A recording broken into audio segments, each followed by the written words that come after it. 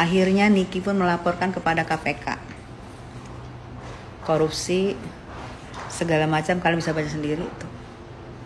Ya, tadi nggak ada suara, ini bersuara. Ya, jadi siap-siap buat kamu, buat bapak ibu oknum ya, yang merasa terima ini dan Niki mempunyai buktinya dan dari kemarin mau didengerin tapi nggak mau didengerin. Siap-siap KPK memanggil Anda. KPK, terima kasih, I love you udah menerima laporan dari Niki Tamir. Kan sebenarnya Niki itu nggak mau melaporkan sama KPK, tapi kan dari kemarin kan ditantang, laporkan aja.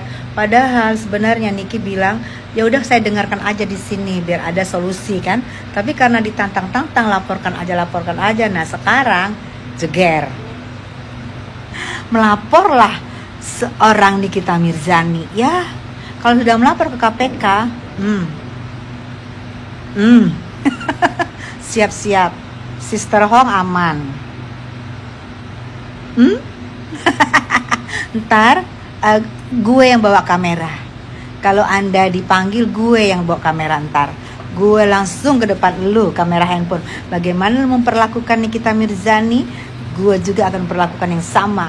Kamera di depan mata lo. Aman, Sister Hong. Jangan bilang Sister ngesot, nggak, bukan Sister. Gue nggak habis pikir ya sama orang-orang yang terlalu fanatik banget terhadap sesuatu gitu. Apalagi melihat kasus Nikita Mirzani ini yang memang sebenarnya ini cukup mencuri perhatian ya, karena memang menyangkut mafia skincare gitu. Tapi maksud gue nggak sampai segitunya juga kali gitu kan. Sampai lo akhirnya buat kubu sana kubu sini, bahkan juga netizen saling serang sana sini gitu kan, ngomongnya juga pada nggak diatur.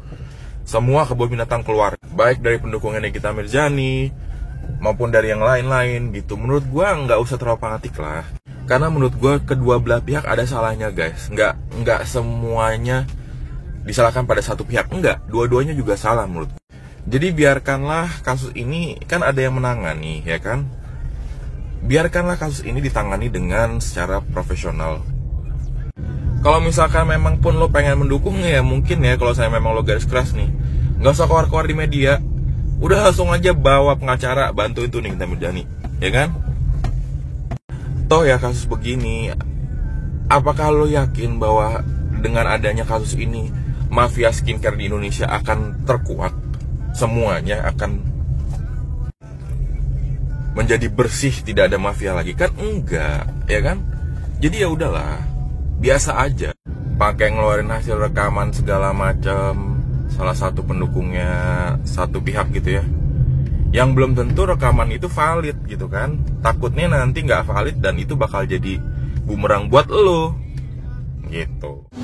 Halo, ratusan ribu orang penggemar dari Nikita menghubungi Hotman, minta agar Hotman juga membantu Nikita. Dan juga banyak keributan di medsos. Pertanyaannya adalah, para pendukung daripada Nikita fokus ke arah tuduhan sebenarnya apa? Sekarang ini yang diributkan banyak kan hanya soal teknis persidangan. Misalnya tentang jaket yang harus dipakai dan sebagainya.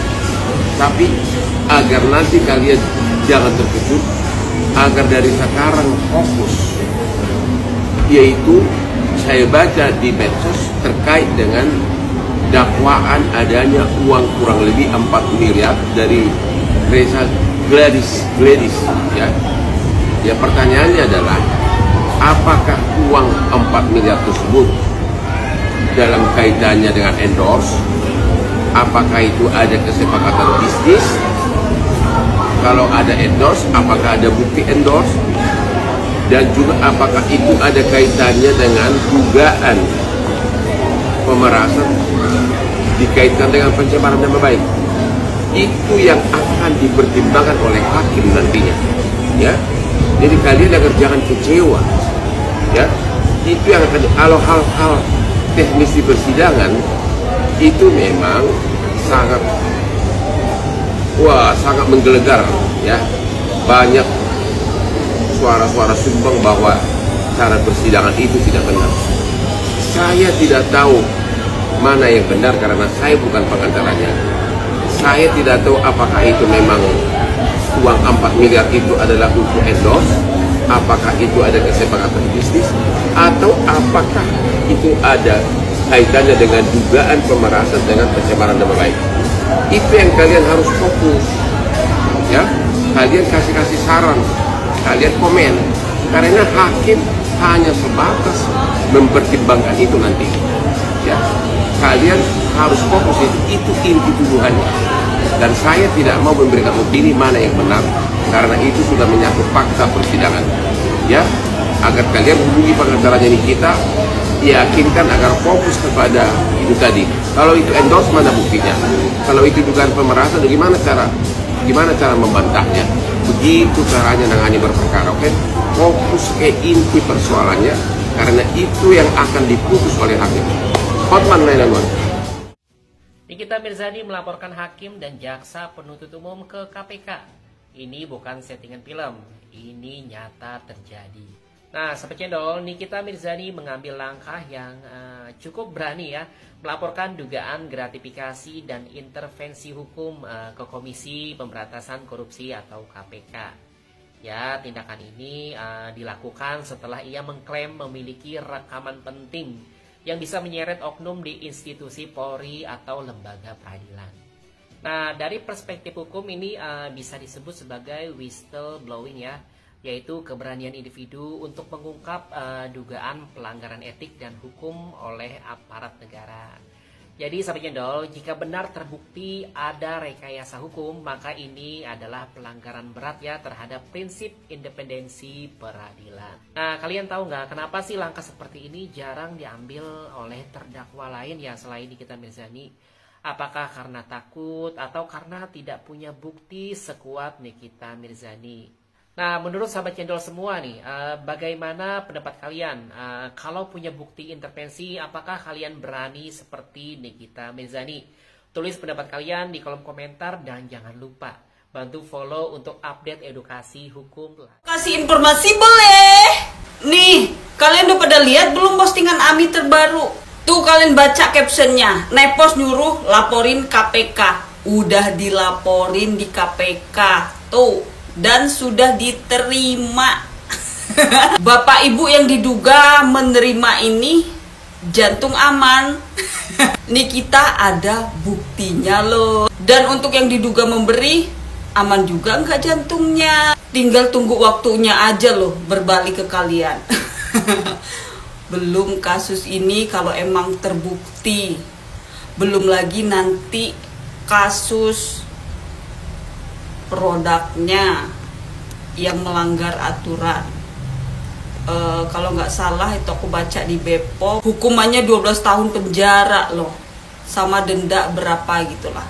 Kalian tahu kan Nikita Mirzani nggak mungkin memaafkan begitu saja kalau dia keluar. Nggak akan dikasih ampun, yakin nggak mah. Kasus Nikita Mirzani makin panas. Tak hanya berseteru di persidangan, kini ia membuat langkah mengejutkan dengan melaporkan jaksa dan hakim ke Komisi Pemberantasan Korupsi (KPK). Langkah ini sontak memicu reaksi beragam di media sosial, mulai dari yang mendukung penuh, sampai yang mempertanyakan keberaniannya. Netizen pun ramai memberi komentar pedas dan tak sedikit yang penasaran, ada apa di balik laporan ini? Dalam laporannya, Nikita Mirzani mengaku punya alasan kuat untuk membawa kasus ini ke KPK. Ia menuding adanya dugaan ketidakadilan dan penyalahgunaan wewenang yang dilakukan oleh pihak jaksa maupun hakim dalam proses persidangannya. Nikita menyebut, langkah ini bukan semata untuk dirinya, tapi juga sebagai bentuk perlawanan terhadap sistem hukum yang menurutnya tidak berpihak pada rakyat kecil. Ia menegaskan, kalau memang ada oknum yang bermain, harus dibongkar sampai tuntas. Kabar ini langsung jadi trending di berbagai platform media sosial. Banyak yang menganggap Nikita berani mengambil risiko besar dengan menyeret aparat penegak hukum ke lembaga anti korupsi. Namun, tak sedikit pula yang ragu dan menilai bahwa langkah ini hanya bagian dari strategi untuk mencari perhatian publik dan memengaruhi opini di tengah persidangan yang masih berjalan.